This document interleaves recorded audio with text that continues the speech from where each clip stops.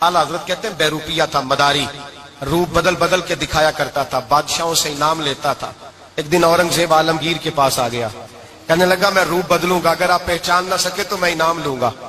आपने फरमाया मैं कोई ऐसे वैसा बादशाह नहीं, कहा मुझे धोखा देना मुश्किल है, कहा नहीं मैं रूप बदलूंगा। हजरत औरंगजेब आलमगीर बड़े नेक बादशाह गुजरे, बड़े परहेजगार आदमी, वो बेरूपिया कहने लगा मैं रूप बदलूंगा, आप नहीं पहचान सकेंगे। फरमाया चल जितना तेरे अंदर जोर है लगा ले। हजरत ने ऐलान किया कि मैंने फौजी भर्ती कर दे, 2 माह के बाद टेस्ट होगा। वो 2 महीने दौड़ता रहा, रंग रूप बनाता रहा, आया टेस्ट देने, 2-3 सिपाहियों का इम्तिहान लिया, उसकी बारी आई तो 10 रुपए दिए, कहने लगे तेरे आने जाने का कराया, मैंने तुझे पहचान लिया है।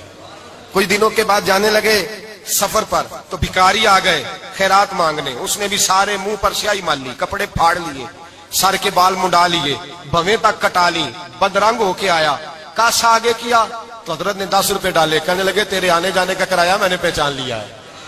कुछ दिन गुजरे तो टीचर की जरूरत थी, उसने मूंछें बड़ी कर ली, दाढ़ी नकली लगा ली, सर पे जिना कैप पहन ली, एक शेरवानी ले ली और हाथ में छड़ी पकड़ के आया, कहने लगा मैं उस्ताद हूं, 2-4 बंदों का इम्तिहान लिया, उसकी बारी आई तो 5 रुपए दिए, 10 रुपए दिए, का तेरा कराया मैंने पहचान लिया।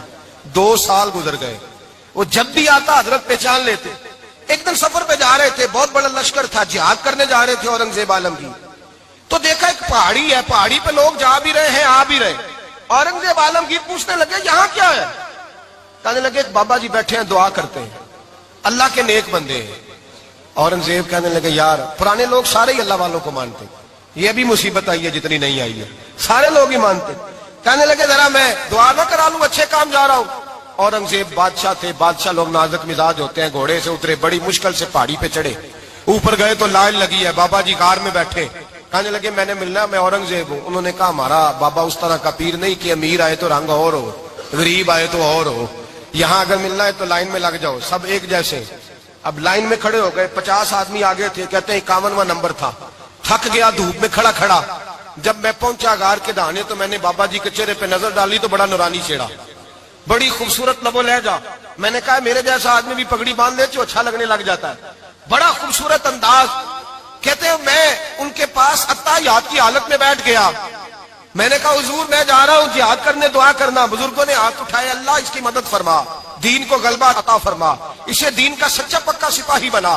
फिर थपकी दी, 2-4 नसीहतें भी कर डाली, देखना जुल्म न करना, ज्यादती न करना, जब तू जीत फखर न करना, गुरूर न करना, नसीहतें भी कर दी। कहते अब जब मैं उठा तो 2-4 दिनार बतौर नजराना मुसल्ले के नीचे रखे, और उल्टे कदम जब मैं गार से उतरा उन्होंने रुमाल झाड़ा और उठ के खड़े हो गए, कहने लगे आज नहीं तूने पहचाना, आज नहीं तूने पहचाना, मेरा इनाम बनता है, आज नहीं पहचाना, ला पैसे।